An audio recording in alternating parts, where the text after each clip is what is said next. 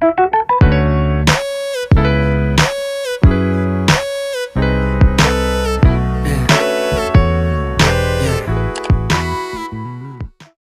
friends, welcome back to another video about self-growth. If you're new here, my name is Anna. In this channel, I like to share some amazing ideas for us to become a better version of ourselves. So this episode is about how to minimize screen time. I'll provide you with 6 simple suggestions. Make sure you hit the subscribe button for more videos like this. Alright, let's get started. The first tip is to build a night and morning routine.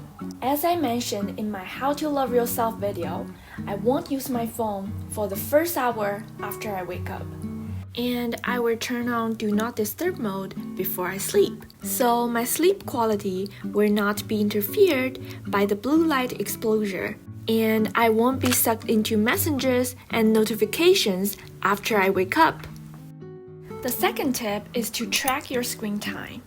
I know a lot of phones have the ability to track the average time you spend on your phone. I normally get a detailed report every Sunday. It breaks down the amount of time I used in each app and sort them in orders. As you can see, I spend the most of my time on social networking apps, especially WeChat. It also tells you the percentage of change compared to last week, so I can track my progress. After getting the report, you could reflect and question yourself. Is this how you really want to spend your days? And what kind of apps I should limit the use of time on? I set daily time limits on Redbook and YouTube videos for 20 minutes, which means after 20 minutes, they will turn to gray color. If I click on that, they will remind me that I have already reached the maximum time for those apps today.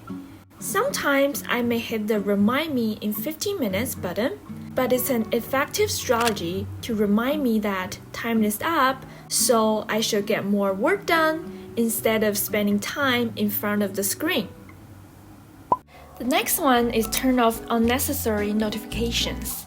Notifications are triggers that forces you to pull your energy away from what you're doing and pick up your phone without thinking. But we only have limited amount of energy and mental capacity every day. It can be exhausting to switch in between, and it's quite challenging to get back into the focus mode. Not to mention that once you open up your phone, your original plan is to reply to that one message, but end up spending the entire afternoon aimlessly scrolling through TikToks. There is another function called focus. You can customize it according to your schedule. My phone will automatically become work focus mode at 8 a.m. weekdays and it ends at 11 a.m. That's when I'm most productive. During this time, all of the notifications will be blocked except for emails. The fourth one is to practice minimalism. Nowadays, we just got so many options. For example, for social media apps, we have WeChat, text message, Instagram, Redbook, TikTok, and so many more. On a monthly basis, remove the unnecessary ones. Minimize the people you're following, minimize the apps in your phone, and minimize the time you spend on your phone. The next tip is to add some frictions. I won't let you to delete your apps. I know you have a love-hate relationship with them. And even if you remove them today, there's a high chance that you will download them back again. Instead, I would kindly ask you to add some frictions here. For example, you can switch your phone with a friend of yours. You guys are gonna hide your most used apps into a random folder. I know you will eventually find it, but when you unlock your phone, now it's not the first thing you saw.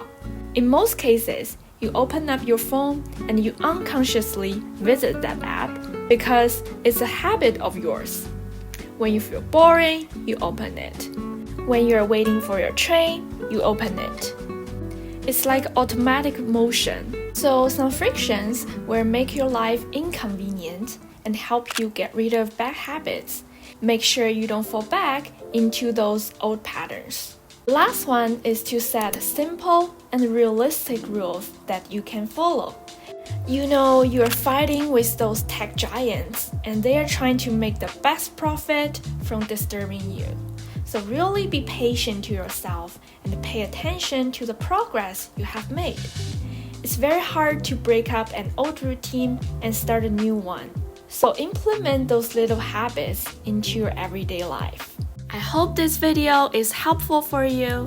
If there's any other topics you're interested, please feel free to leave a comment below. As always, let's end this video with a quote. This one is from Simone de Beauvoir. Change your life today. Don't gamble in the future. Act now without delay. I'll see you next time. Bye!